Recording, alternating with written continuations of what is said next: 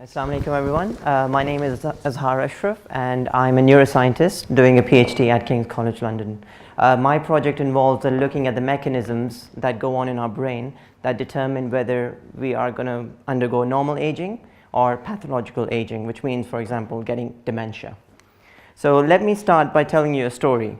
And this story is of a woman who was a German in the early 1900s. She was called Auguste D. And she started to behave she started to behave abnormally.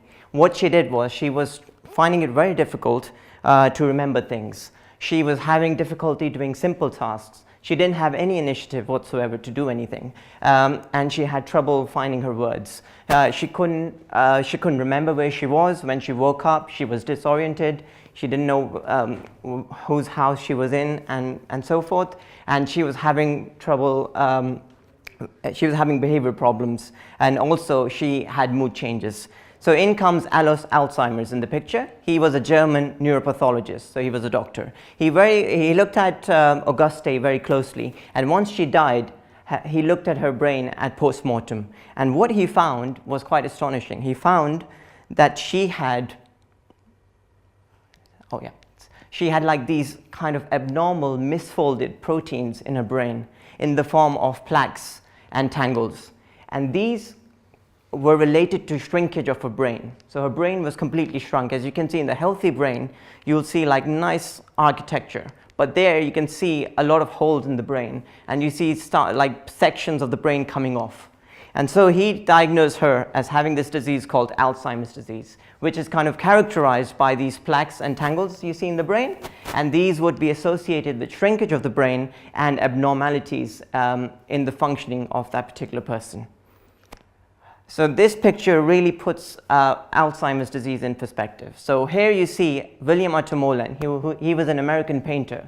He was half German. Now he was diagnosed with Alzheimer's disease in the year 1995. And he continued to draw his self-portraits. Now, if you see in 1967, he can draw himself pretty well, right? Very well-defined features, but as soon as his disease starts to progress from 1995 and onwards, he can barely carry on doing the simple tasks that he used to do. For him, this was an activity he used to do every day. Drawing was just like second nature to him, but he completely lost his functionality. And really the alarming thing is that so Alzheimer's disease is caused mainly by aging. So the more you age, the greater your risk of getting Alzheimer's disease. And interestingly, Alzheimer's disease is the leading cause of dementia.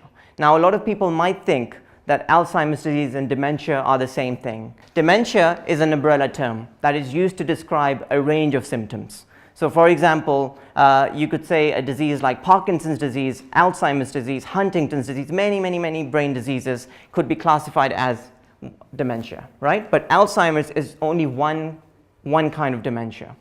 And so what happens is that if you're over the age of 65, there is 1 in 14 chance of you getting Alzheimer's disease. And this number is likely to increase because, as you know, our life expectancy has increased, and therefore more people are now aging. And therefore, you will find more people getting Alzheimer's disease in the future. And so this is becoming an epidemic. And there is a pressing need to really, try and find a treatment to prevent or cure this disease. Now, we've tried, since the inception of the disease, we've tried more than 460 clinical trials. So we've tested drugs on animals and patients, hoping that we can bring a drug to the clinic that can cure or prevent this epidemic from happening. But none of the drugs have been successful in stopping this disease. They haven't prevented it at all. So instead, there have only been, out of these clinical trials, only 4 of them have successfully made it to the clinic. But even then, they only treat your symptoms for a few years, nothing else. They don't cure or prevent the disease. Therefore, what people are now doing, obviously, they're still trying more and more of the drugs. But the problem with drugs is that they have a Jekyll and Hyde effect, which means that obviously they will provide benefit to you, but that will come at a cost.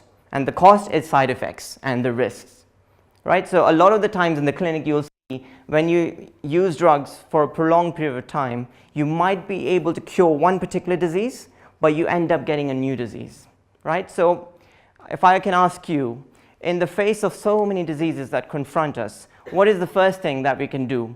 First thing it's important to remember is that prayers and meditation scientifically have shown to improve the ability of the brain to concentrate, to reshape, kind of your future plans, and this solitary behavior of yours during prayers and stuff allows you to refocus and sharpen your memory and understand what is it that you should expect from your future and so forth. So that's very important, and cycling recently has been promoted a lot by Azhaar, as you all know, and it's a very good, it's a very powerful kind of sport, because what it does is it improves your physical health as well as your mental health, thereby reducing the risk of you getting Alzheimer's disease. And obviously mental training, for example, reading your favorite novels, learning a new language, learning music, for example, trying different skills, that always keeps your brain busy, and therefore it could act as a protection against age-related illnesses. And obviously education is very protective in Alzheimer's disease. Now interestingly, some of the Alzheimer's disease patients, the ones that were educated were able to withstand more pathology in the brain. That means the people who were educated had greater number of plaques and tangles in the brain, yet their symptoms weren't manifested till later on. So education has a very, very protective role to play. And deep sleep is really important. Now you can imagine that if you have a light bulb, for example, running 24/7, what would happen to it?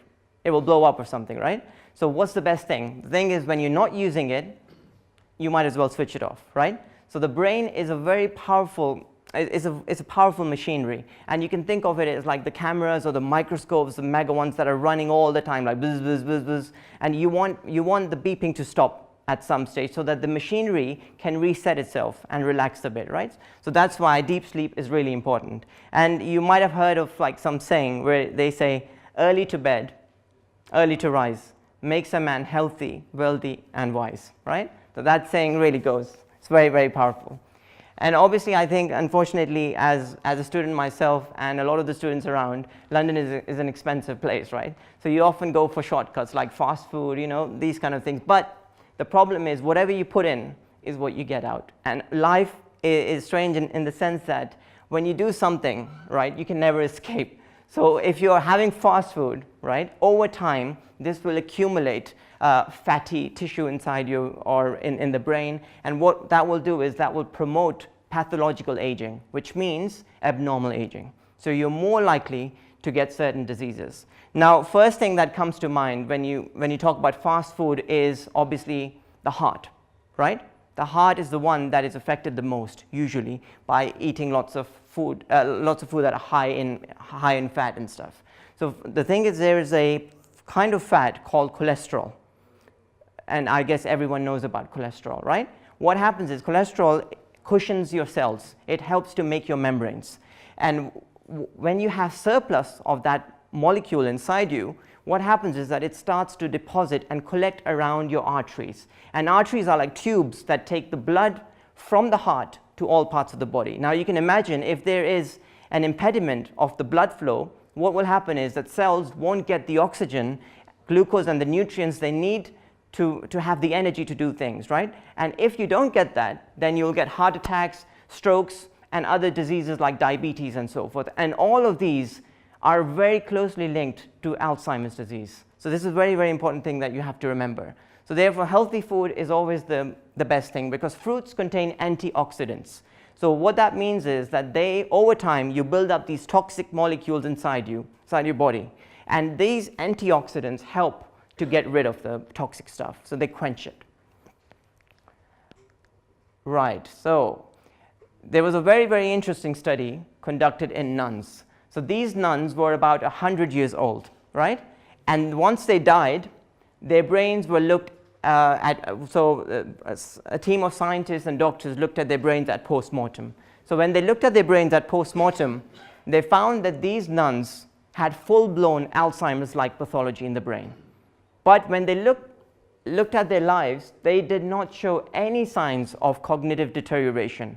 So no changes in memory. In fact, their memory was as sharp as probably like, for example, usually youngsters around the age of 20 to 30 have very sharp memory, and that's like the optimum time when you live, for example. But their memory was comparable to those people. And interestingly, when you looked at their lifestyle, you found that all of the nuns, like they were about 100 years old or so, all of them were retired teachers. So they were highly qualified, highly educated, and they used to keep the brain busy by solving puzzles, playing chess on a daily basis, and they used to do physical exercise. In fact, if you have time, if you go on YouTube, you can see the kind of exercises they do, and you'll be like shocked. I dare you guys to do the same exercise. I don't think you can. I can't. But that's basically what it is. So what we need to understand is that healthy lifestyle is very important for us. And if you don't adopt that style of living, then you will face consequences. You're likely to face consequences at a later age. And it's nothing worse than if there's any organ you want to lose, brain is not the one you want to lose, right? That is what defines you. That is what defines your personality. So if you remember, our average life expectancy probably like 100 years ago or so was very little. I think the average life expectancy was around 50 years. But now it's 80 years. Why are we living for so long now? Because the field of cardiology, that is the heart, when you used to have heart, people used to wait for you to get the heart disease and then treat you. And treatment is always difficult than prevention. So what happened in the field of cardiology is that instead of treating a disease, they went to preventing it. So they started using statins, the drugs that lower your cholesterol, so that therefore reducing your risk of getting the disease, right?